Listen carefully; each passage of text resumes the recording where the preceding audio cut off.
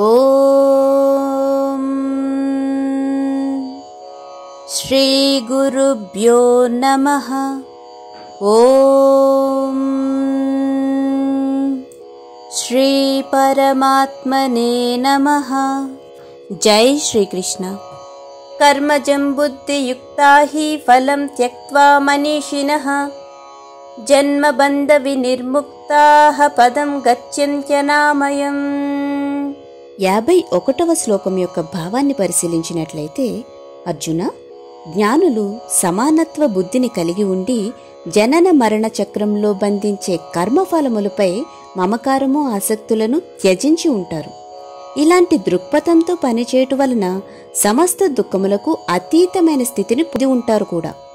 యదా తే మోహ కలిలం బుద్ధిర్వ్యతితరిష్యతి తదా గంతాసి నిర్వేదం శ్రోతవ్యసశ్రుతస్య చ.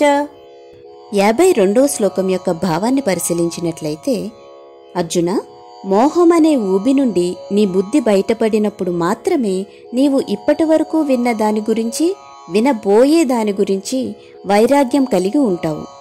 శృతి విప్రతిపన్నాతే యదా స్థాస్యతి నిశ్చలా సమాధావచలా బుద్ధిస్తదా యోగమవాప్స్యసి.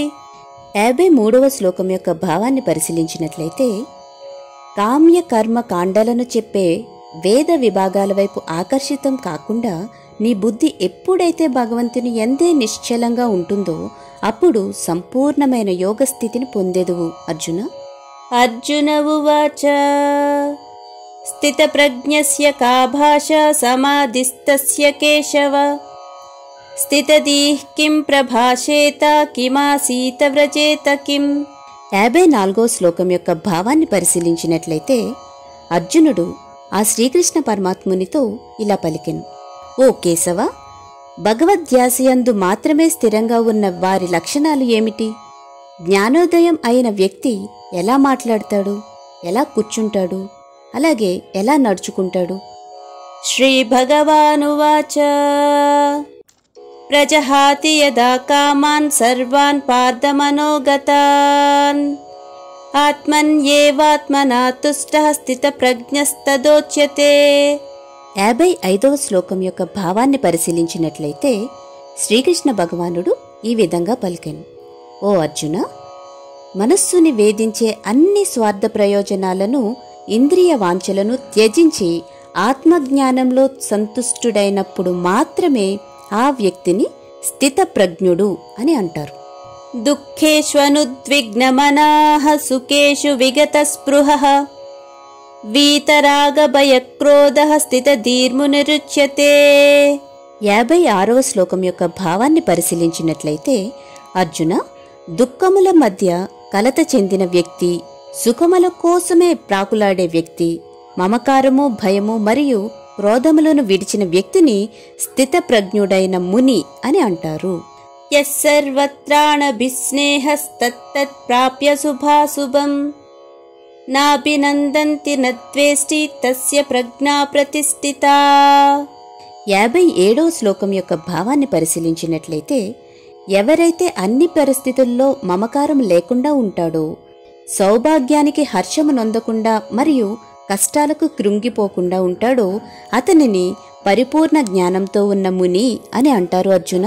యదా సంహరతే చాయం కూర్మోం గానీవ సర్వసః ఇంద్రియాణీంద్రియార్థేభ్యః తస్య ప్రజ్ఞా ప్రతిష్ఠితా. 58వ శ్లోకం యొక్క భావాన్ని పరిశీలించినట్లయితే, తాబేలు దాని అంగములను తన పై చిప్పలోనికి ఉపసంహరించుకున్నట్లుగా ఇంద్రియములను వాటి విషయార్థముల నుండి వెనుకకు మరల్చగలిగిన వాడు దివ్యమైన ఆధ్యాత్మిక జ్ఞానంతో స్థిరచిత్తుడుగా ఉంటాడు. విషయా వినివర్తంతే నిరాహారస్య దేహినః రసవర్జం రసోప్యస్య పరం దృష్ట్వా నివర్తతే.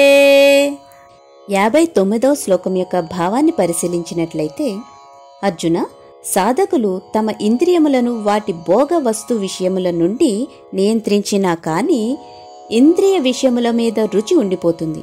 కానీ భగవత్ ప్రాప్తి నొందిన వారికి ఆ రుచి కూడా అంతమైపోతుంది అర్జున. యతతో హ్యపి కౌంతేయ పురుషస్య విపశ్చితః ఇంద్రియాణి ప్రమాథీని హరంతి ప్రసభం మనః. 60వ శ్లోకం యొక్క భావాన్ని పరిశీలించినట్లయితే ఇంద్రియములు ఎంత ప్రబలమైనవి, అల్లకల్లోలమైనవి అంటే, ఓ కుంతిపుత్ర విను.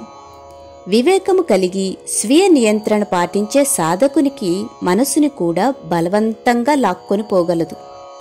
ఈ వీడియో కనుక మీకు నచ్చినట్లయితే please like and subscribe. Thank you.